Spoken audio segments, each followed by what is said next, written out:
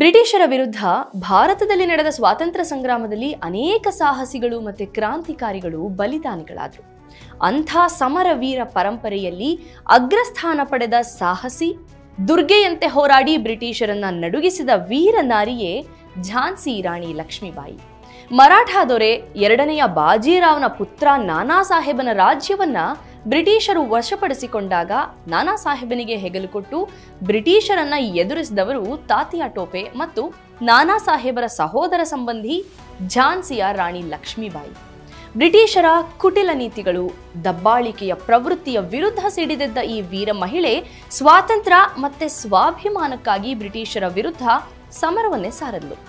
1828 November 19ರಂದು ವಾರಣಾಸಿಯಲ್ಲಿ ಮರೋಪಂತ ತಾಂಬೆಯವರ ಪುತ್ರಿಯಾಗಿ ಜನಿಸಿದ ಮಣಿಕರ್ಣಿಕಾ ಧೈರ್ಯಶಾಲಿ ಮತ್ತು ಪರಾಕ್ರಮಿಯಾಗಿದ್ಲು. ಆ ಬಾಲಕಿಗೆ ಕುದುರೆ ಸವಾರಿ, ಕತ್ತಿ ವರಸೆ, ಬಿಲ್ವಿದ್ಯೆ, ಮಲ್ಲಕಂಬ ಇಂಥ ಯುದ್ಧ ವಿದ್ಯೆಗಳೊಂದಿಗೆ ರಾಜನೀತಿಯ ಪ್ರಶಿಕ್ಷಣ ನೀಡಲಾಗಿತ್ತು. 14 ವರ್ಷದ ಮಣಿಕರ್ಣಿಕಾಳನ್ನ ಝಾನ್ಸಿಯ ಮಹಾರಾಜ ರಾಜ ಬಾಲಗಂಗಾಧರ ರಾವ್ ನೇವಾಳ್ಕರ್ಗೆ ಕೊಟ್ಟು ವಿವಾಹವನ್ನು ಮಾಡಲಾಯಿತು. ಝಾನ್ಸಿ ಸಂಸ್ಥಾನದಲ್ಲಿ ಮಣಿಕರ್ಣಿಕಾ ಹೆಸರು ಲಕ್ಷ್ಮೀಬಾಯಿ ಅಂತ ಬದಲಾಯಿತು. ಮಹಾರಾಣಿಯಾದ ನಂತರ ಲಕ್ಷ್ಮೀಬಾಯಿ ತನ್ನ ಸಂಸ್ಥಾನದ ಮಹಿಳೆಯರಿಗೂ ಯುದ್ಧ ತರಬೇತಿಯನ್ನ ನೀಡ್ತಾಳೆ. ಝಾನ್ಸಿಯ ಮಹಾರಾಜ ದಂಪತಿಗಳಿಗೊಂದು ಆಘಾತ ಕಾದಿತ್ತು. ತಮ್ಮ 4 ತಿಂಗಳ ಕಂದನ ಅಕಾಲಿಕ ಮೃತ್ಯುವಿನಿಂದ ದುಃಖಿತರಾದ ರಾಜ ದಂಪತಿಗಳು ದಾಮೋದರ ರಾವ್ ಅನ್ನುವಂಥ ಮಗುವನ್ನ ದತ್ತು ಪಡೆದುಕೊಳ್ತಾರೆ. ದುರಾದೃಷ್ಟವಶಾತ್ ರಾಜ ಬಾಲಗಂಗಾಧರ ರಾವ್ ಹೃದಯಾಘಾತದಿಂದ ಅಸುನೀಗ್ತಾನೆ. ಪತಿಯನ್ನ ಕಳೆದುಕೊಂಡರೂ ರಾಣಿ ಧೃತಿಗೆಡದೆ ಮುಂದೆ ರಾಜ್ಯಭಾರದ ಹೊಣೆಯನ್ನ ಹೊರೋದಕ್ಕೆ ನಿರ್ಧರಿಸ್ತಾಳೆ. ದತ್ತುಪುತ್ರ ದಾಮೋದರ ರಾವ್ಗೆ ಯುವರಾಜನನ್ನಾಗಿ ಪಟ್ಟಾಭಿಷೇಕವನ್ನ ಕೂಡ ಮಾಡಲಾಗತ್ತೆ. ಆದರೆ ಲಾರ್ಡ್ ಡಾಲ್ಹೌಸಿ ರಾಜ್ಯದಲ್ಲಿ ಸ್ವಂತ ಮಕ್ಕಳಿಲ್ಲದ ಕಾರಣ ಡಾಕ್ಟ್ರಿನ್ ಆಫ್ ಲ್ಯಾಪ್ಸ್ ಕಾನೂನು ರೀತಿಯಾಗಿ ಝಾನ್ಸಿಯನ್ನ ಬ್ರಿಟಿಷ್ ಸರ್ಕಾರದ ಆಳ್ವಿಕೆಗೆ ಒಪ್ಪಿಸಬೇಕು ಅಂತ ಫರ್ಮಾನು ಹೊರಡಿಸ್ತಾರೆ.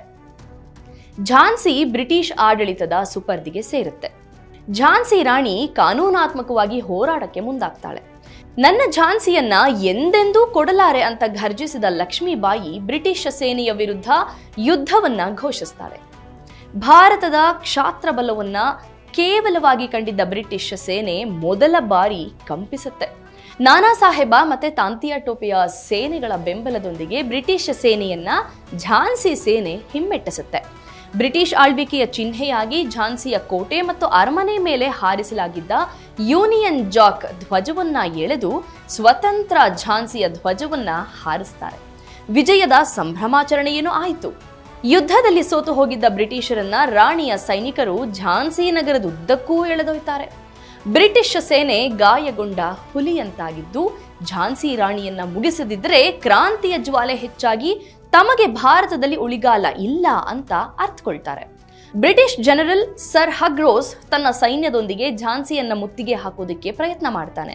ಝಾನ್ಸಿಯ ನೆರವಿಗೆ ಸುಮಾರು 20,000 ಸೈನಿಕರೊಂದಿಗೆ ತಾಂತಿಯಾ ಟೋಪೆ ಧಾವಿಸ್ತಾನೆ. ಆದರೆ ಕೇವಲ 1540 ಸೈನಿಕರೊಂದಿಗೆ ಪ್ರಬಲ ಶಸ್ತ್ರಾಸ್ತ್ರಗಳಿಂದ ಬ್ರಿಟಿಷ್ ಸೇನೆ ಗ್ವಾಲಿಯರ್ನ ಬಳಿ ಅವನನ್ನ ಹಿಮ್ಮೆಟ್ಟಿಸುತ್ತೆ. 9 ಹಗಲು ಮತ್ತೆ 9 ರಾತ್ರಿಯವರೆಗೂ ಘೋರ ಯುದ್ಧ ನಡೆಯುತ್ತೆ. ಪುಟ್ಟ ಕಂದನನ್ನ ಬೆನ್ನ ಹಿಂದೆ ಕಟ್ಟಿಕೊಂಡು ವೀರ ಪೋಷಾಕಿನಲ್ಲಿ ತನ್ನ ಕುದುರೆಯನ್ನೇರಿದ ರಾಣಿ ಝಾನ್ಸಿಯ ಕೋಟೆಯುದ್ದಕ್ಕೂ ಕತ್ತಿಯನ್ನ ಝಳಪಿಸ್ತಾ ಸತತವಾಗಿ ಹೋರಾಡ್ತಾಳೆ. ಬ್ರಿಟಿಷರು ಝಾನ್ಸಿಯನ್ನ ಬಹುತೇಕ ವಶಪಡಿಸಿಕೊಂಡ ನಂತರ ಕೋಟೆಗೆ ಮುತ್ತಿಗೆ ಹಾಕ್ತಾರೆ. ಅಪಾಯವನ್ನರಿತ ರಾಣಿ ತನ್ನ ಆಪ್ತ ಸೈನಿಕರೊಂದಿಗೆ ಕೋಟೆ ಬಿಟ್ಟು ಹೊರಡುತ್ತಾಳೆ. ತನ್ನ ಕುದುರೆಯೊಡನೆ ಎತ್ತರದ ಗೋಡೆಯಿಂದ ಹಾರಿ ಧುಮುಕಿ ಸಾಗುತ್ತಾ ಕಲ್ಪಿ ತಲುಪ್ತಾಳೆ. ಅಲ್ಲಿಂದ ಗ್ವಾಲಿಯರ್ನತ್ತ ಪಯಣ. ಮತ್ತೆ ಕದನ ಆರಂಭವಾಗುತ್ತೆ. ಜೂನ್ 18 ಯುದ್ಧದ ಕೊನೆಯ ದಿನ ಬ್ರಿಟಿಷರ 8ನೆಯ ಹುಸ್ಸಾರ್ ಸೇನೆ 5,000 ಭಾರತೀಯ ಯೋಧರನ್ನ ಬಲಿ ತೆಗೆದುಕೊಳ್ಳುತ್ತೆ. ಎದೆಗುಂದದೆ ರಾಣಿ ಹೋರಾಡ್ತಾನೆ ಇರ್ತಾಳೆ. ಅನೇಕ ವೀರರು ಬಲಿಯಾಗ್ತಾರೆ.